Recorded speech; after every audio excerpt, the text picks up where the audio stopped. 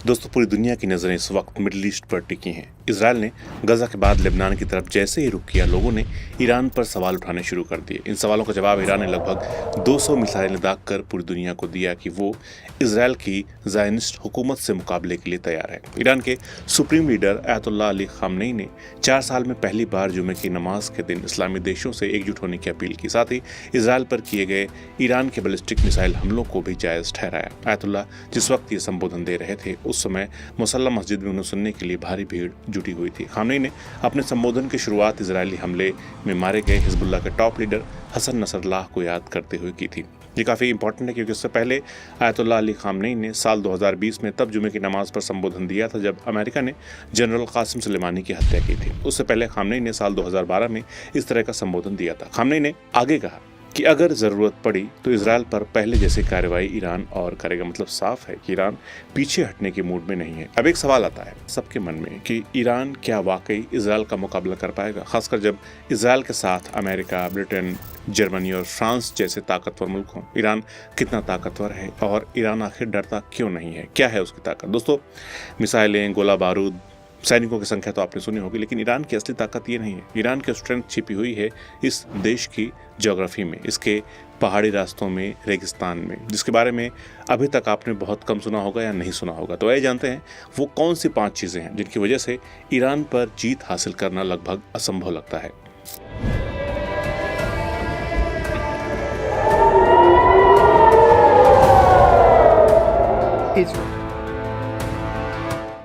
पहला पॉइंट वही है जो मैंने कहा कि ईरान की ज्योग्राफी। दोस्तों, ईरान के वेस्ट में है ज़ारगोस माउंटेन रेंज, जो उसके पश्चिमी इलाके को सेफ रखता है। इन पहाड़ों पर चढ़ना, वहाँ पर सोल्जर्स के लिए ठिकाने बनाना बहुत ही मुश्किल है।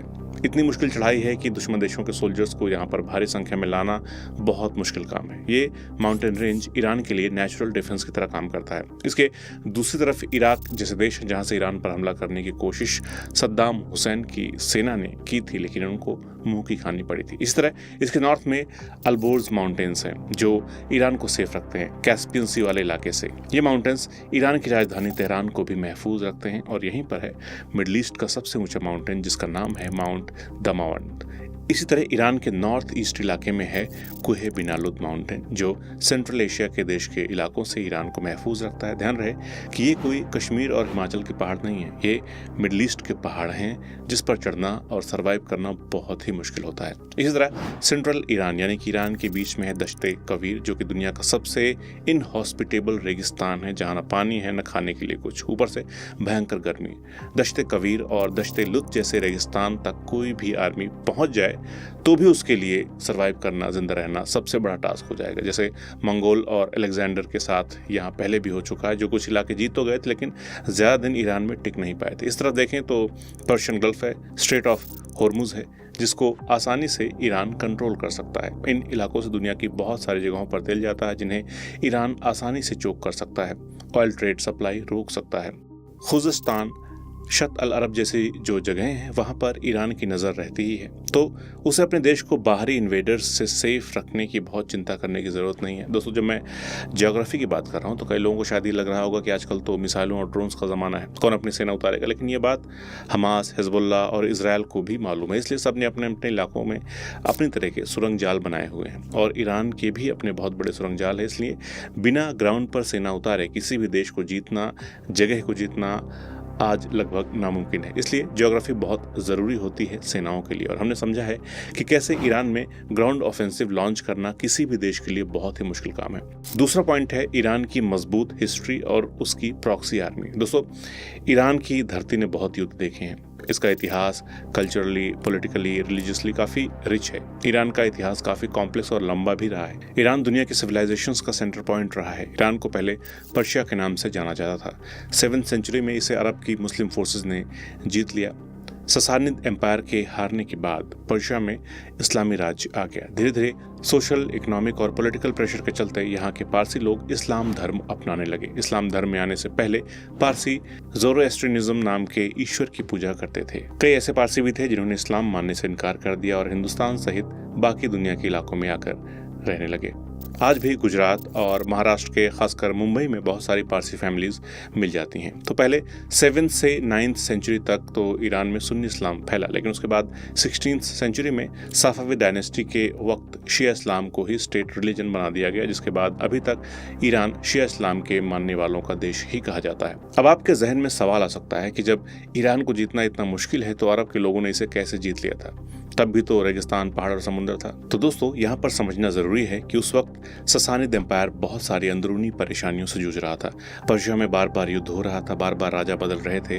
वाइजेंटाइन एम्पायर के साथ 26 साल तक युद्ध वो पहले ही लड़ चुके थे। मतलब ससानिद एम्पायर बहुत ही कमजोर हो चुका था। कहते हैं कि कुछ इलाकों में अरब की फोर्सेस लड़ने के लिए कोई था ही नहीं, और पर्शियन फोर्सेस के मुकाबले अरब की सेना काफी मजबूत थी, जोश से भरी हुई थी, इसलिए पर्शिया को उन्होंने आसानी से जीत लिया था। लेकिन आज ऐसा नहीं है। आज ईरान अकेले अमेरिका के सामने खड़ा है, विरोध कर रहा है, लड़ रहा है। ईरान के शासक रजा शाह ने 1930 के दशक में ईरान का मॉडर्नाइजेशन शुरू किया, लेकिन तुर्की के कमाल पाशा की तरह उनको कामयाबी नहीं मिली। रजा शाह ने सेना को मजबूत करने और एजुकेशन की तरफ फोकस किया ताकि देश में धर्म का जो असर है वो कम किया जा सके। लोगों को जेल या देश से निकाल देने की सजा भी दी गई जो धर्म की बात कर रहे थे। आयतुल्लाह खुमैनी भी देश से निकाले गए, पहले इराक और फिर इस्तांबुल और फिर उसके बाद पेरिस में रहे। उसके बाद 1979 में आयतुल्लाह खुमैनी की लीडरशिप में इस्लामी क्रांति हुई ईरान में। अमेरिका के इशारे पर काम करने वाले रजा शाह की सत्ता उखड़ गई और ईरान को एक इस्लामिक रिपब्लिक बना दिया गया। आयतुल्लाह खुमैनी सुप्रीम लीडर बन गए। इस क्रांति के बाद ईरान ने इस्लामी कानून को अपनाया और अपने पश्चिमी संबंधों को काफी हद तक कम कर दिया। ये क्रांति ईरान के इतिहास में एक बड़ा बदलाव लेकर आई और उसने देश को एक धार्मिक राज्य के रूप में स्थापित किया। और फिर ईरान मिडिल ईस्ट में अपनी पकड़ को दिन ब दिन मजबूत बनाने में लगा रहा। अमेरिका की लाख बंदिशों के बाद भी ईरान ने अपने पैर नहीं छोड़े, बल्कि प्रॉक्सी आर्मी बनाकर उसने अपने प्रभाव को और मजबूत ही किया। ये ईरान के इतिहास का ही असर है कि शिया हो या सुन्नी, दुनिया का हर सोचने समझने वाला मुसलमान सऊदी अरब जैसे देशों को आज बुरा भला कह रहा है, लेकिन ईरान को सपोर्ट कर रहा है। इसकी वजह यह भी है कि ईरान ने शिया सुन्नी से परे जाकर लेबनान, यमन, फिलिस्तीन, इराक और सऊदी अरब तक में ऐसी सेनाएं तैयार करके रख दी हैं जो इजरायल से भिड़ी रहती हैं। चाहे हिजबुल्लाह हो, हमास हो, हूती हो या कोई और ग्रुप, ये सारे के सारे ईरान के इशारों पर काम करते हैं और ईरान ही ने फंड, हथियार, ट्रेनिंग और सपोर्ट देता है। तीसरी जो ईरान की ताकत है वो है तेल और नेचुरल गैस। हम लोग सब जानते हैं दुनिया में जितना तेल है उसका 10% से ज्यादा ईरान के पास है। ईरान तेल भंडार के मामले में दुनिया में तीसरे स्थान पर है, लेकिन प्राकृतिक गैस भंडार में रूस के बाद दूसरे स्थान पर है, जिसमें 29.6 trillion cubic metre natural gas का भंडार ईरान के पास में है। ईरान के पास जो गैस भंडार मौजूद है वो उसके सालाना यूज से लगभग 162 गुना ज्यादा है। यानी आज के जितनी ही गैस की अगर मांग रही तो ईरान करीब 162 साल तक वो गैस इस्तेमाल कर सकता है।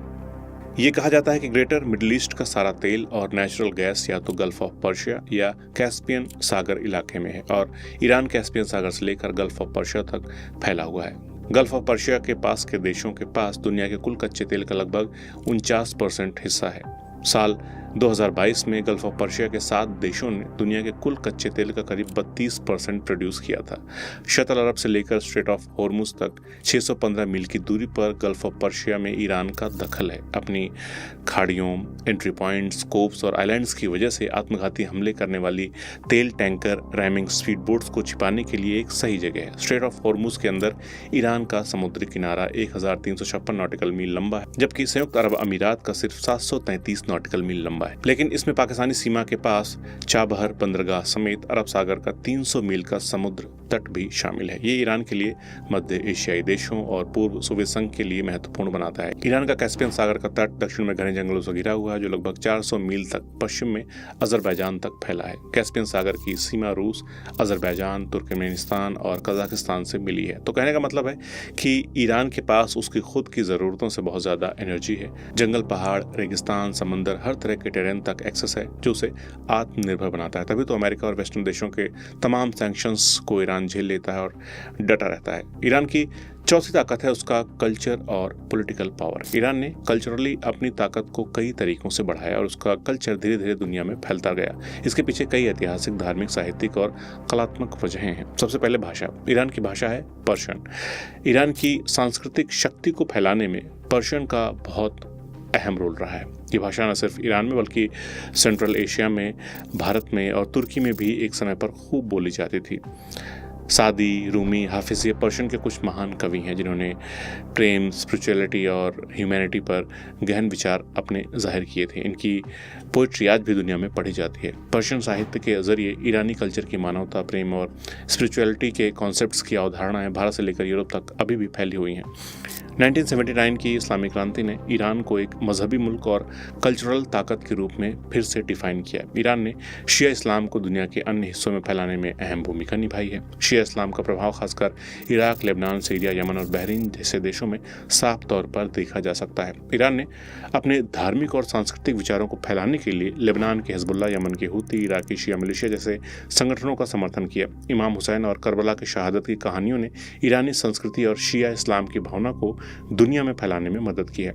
राजनीतिक तौर पर ईरान को देखें तो उसने अपने वजूद को बचाने के लिए प्रॉक्सी आर्मी को तैयार करके ऐसा मॉडल पेश किया जिसने इजरायल से लेकर अमेरिका जैसे सुपर पावर को उलझा कर रख दिया। मिडिल ईस्ट मामलों के एक्सपर्ट स्कॉलर मार्टिन क्रेमर लिखते हैं कि ईरान की ताकत सिर्फ उसके भूगोल या इतिहास में नहीं छिपी हुई है, बल्कि उसकी स्ट्रैटेजी और प्रॉक्सी सेनाओं के इस्तेमाल में भी उसकी ताकत का राज है। ईरान ने लेबनान में हिजबुल्लाह और यमन में हूती जैसे समूहों को समर्थन देकर मिडिल ईस्ट में अपना दबदबा और रुतबा दोनों बढ़ाया है। क्रेमर कहते हैं ये प्रॉक्सी रणनीति ईरान को बिना सीधे युद्ध में शामिल किए हुए ही अपने दुश्मनों से लड़ने की ताकत देती है। ये वजह है कि वो मिडिल ईस्ट में ऐसा मुल्क बन गया जिससे लड़ने के लिए जाल में उलझकर खुद को जख्मी करना होगा। पांचवी और सबसे आखिरी पॉइंट में हम बात करते हैं ईरान की मिलिट्री ताकत की। दोस्तों, ईरान वो देश है जिसने अमेरिका के आगे सिर झुकाने से मना कर दिया, ये हम सब जानते हैं। इसलिए ईरान पर अमेरिका ने तरह तरह के सैंक्शंस लगा दिए कि ईरान टूट जाए, लेकिन यह गलती हो गई कि बाकी देशों से अलग ईरान ने खुद चलना सीख लिया। अब ईरान बहुत सारे हथियार अपने देश में ही बनाता है। बैलिस्टिक मिसाइलों के मामले में तो बहुत आगे जा चुका है। 2000 किलोमीटर तक मार करने वाली मिसाइलें उसके पास हैं। 10 लाख के आसपास ईरान के पास सैनिक हैं। उसकी प्रॉक्सीज ने इसराइल को इलाके में पूरी तरह से घेर रखा है, जो ईरान के एक इशारे पर तबाही मचाने के लिए तैयार हैं। ईरान की IRGC को मिडिल ईस्ट की सबसे काबिल फोर्सेज में से एक माना जाता है। ईरान ने मिसाइलों के बाद अब ड्रोन्स बनाने भी शुरू कर दिए हैं।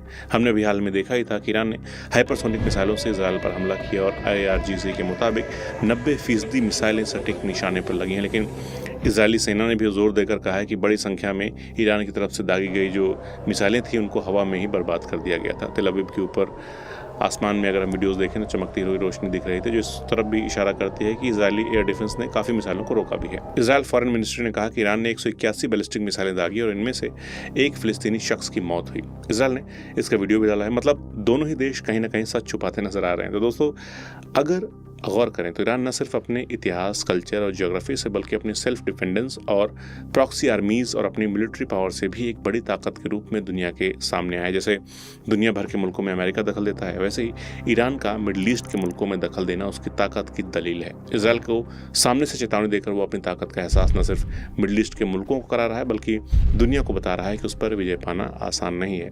अब बस ये देखना होगा कि क्या अमेरिका इजरायल के बहाने ईरान के न्यूक्लियर प्रोग्राम को निशाना बनाएगा, क्योंकि ईरान न्यूक्लियर ताकत बनना चाहता है और इससे अमेरिका को सीधा खतरा है।